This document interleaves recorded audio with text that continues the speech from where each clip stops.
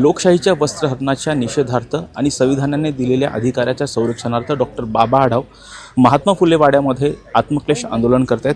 बाबा, आपल्यावर आंदोलन करण्याची वेळ आलेली आहे, काय सांगाल, का आंदोलन करताय? आंदोलन म्हणण्यापेक्षा हा आत्मक्लेशाचा मी जरा मार्ग सांगितलेला आहे. महाराष्ट्र राज्याच्या नुकत्याच निवडणुका झाल्या आणि ज्या निवडणुका झाल्या त्याचे जे निकाल आल्याने जे सगळं कळलं काय असं लक्षात आलं की पैशाचा अत्यंत बेगुमानपणे वापर झाला. खाजगीचा सोडाच, पण सरकारने त्यात भाग घेतला. म्हणजे जी भाऊबेट निधीची योजना त्यांनी सांगितली ही स्वतःची पैसे दिले नाही बहिणीला, त्यांनी सरकारचे पैसे दिले आणि ते सुद्धा अगदी परत विचारत मिळाले ना खात्या म्हणजे लक्षात ठेवा. म्हणजे असं ते झालं आहे.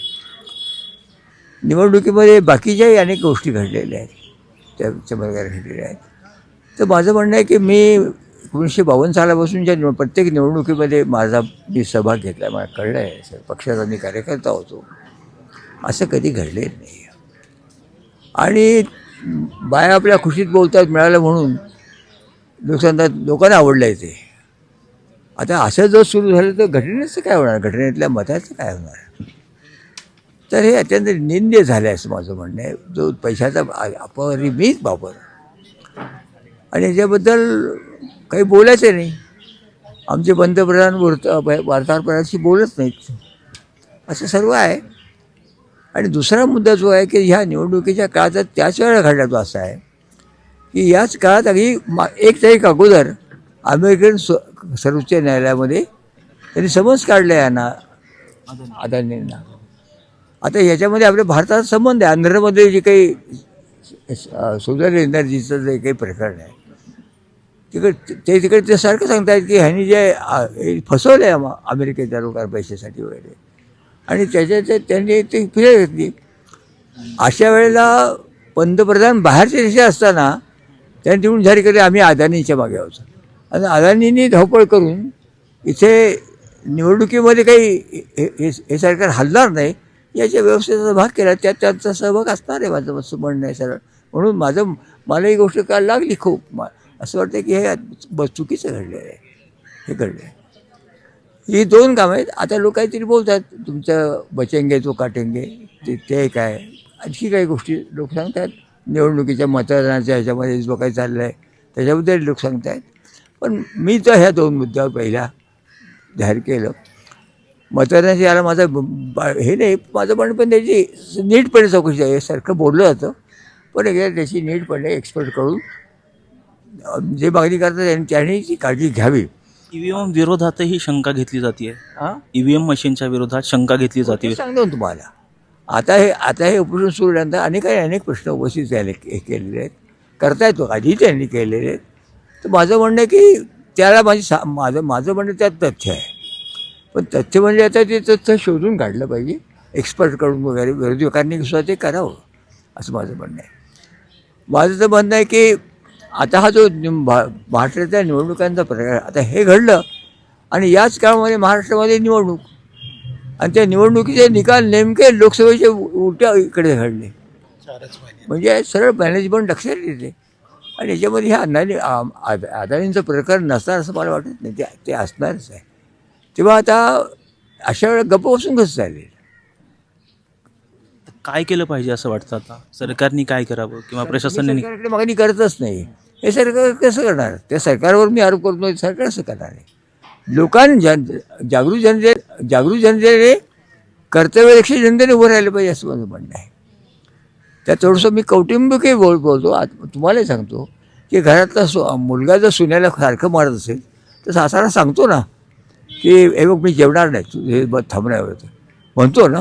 असं सिनियर लोकांनी बोललं पाहिजे. सिनियर लोकांनी सगळ्यांचा हे आम्हाला पटलेलं म्हटलं पाहिजे. ते आवाजाने बोलणं व्हावा. किती दिवस तुमचं उपोषण सुरू असणार? 3 दिवसच मी केलेलं आहे, आज दुसरा दिवस आहे. आपल्यासोबत डॉक्टर कुमार सप्तशी हे आहेत. काय सांगाल बाबा, उपोषण करतायत? बाबा आमच्या पुरोगामी समाजवादी लोकशाहीवादी समूहामधले सर्वात सिनियर आहेत आणि त्यांना बसावं लागते हे क्लेश आहे. आम्ही कमी पडतो सगळे ज्युनियर लोक, हा एक भाग. आणि का नाही होणार क्लेश?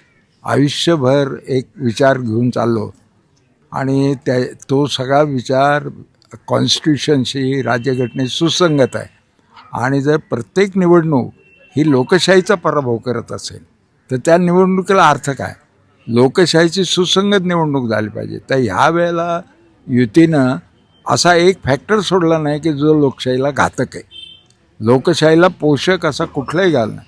हिंदुत्ववाद्यांचं त्यांचं काय 10% 15% मतदान आहे, ते राखण्याकरता पटेंगे काटेंगे ते झालं.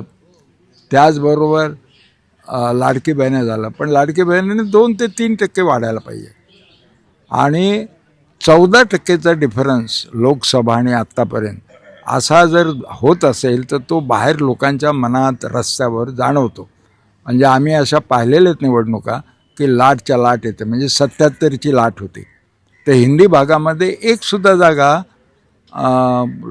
लोकांनी काँग्रेसला दिली नव्हती, कारण काँग्रेसने आणीबाणी लावली होती.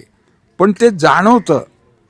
तर न जाणवणारं 14%ची लाट असलेलं हे विपरीत आहे. हे लोकशाहीचा पराभव करणार आहे.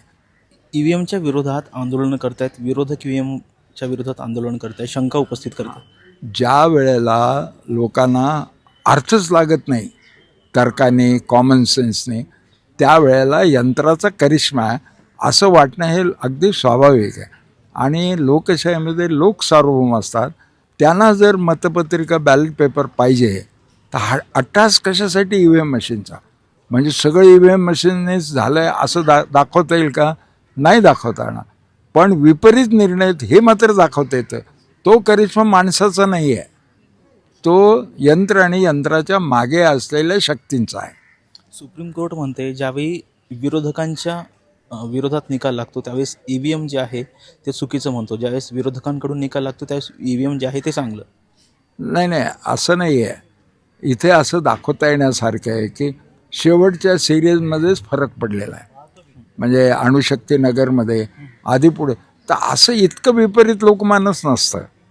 त्याच्यानंतर ज्याचं जास्त चार्जिंग आहे ती मशीन आणल्यानंतरच फरक का पडतो? आधीच्या मशीनचं वेगळा रिझल्ट येतो आणि जे मशीन 94% चार्जिंग करून रिप्लेस केलं जातं तिथंच येतं. म्हणून याच्यामध्ये पार्शल उपयोग नक्की झालेला आहे. आणि लोकांचं जर सगळ्यांची डिमांड असेल तर कशासाठी 8 तास? कारण शेवटी आपलं मन जे आहे, लोकांचा विचार, तो पोहोचवणं हे मतदानाचं माध्यम आहे.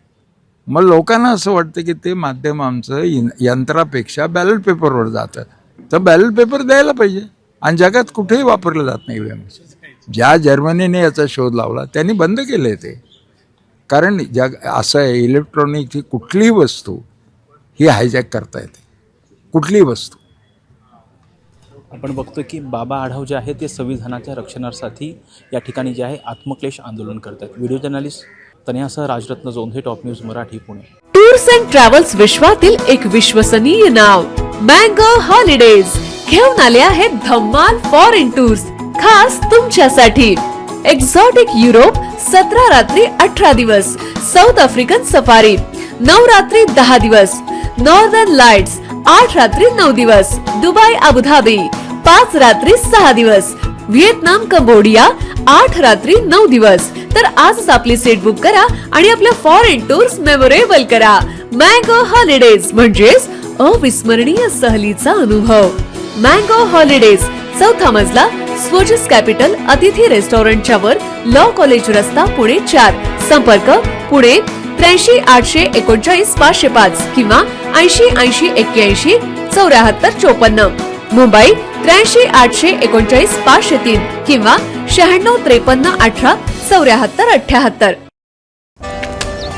Come on guys, hurry up. यार सुन ना, एक ब्रेक ले लेते हैं.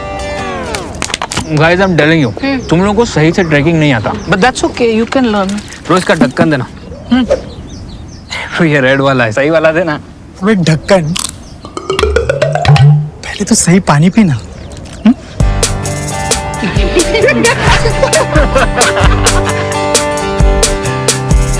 Manikchand Oxyrich, proudly Indian.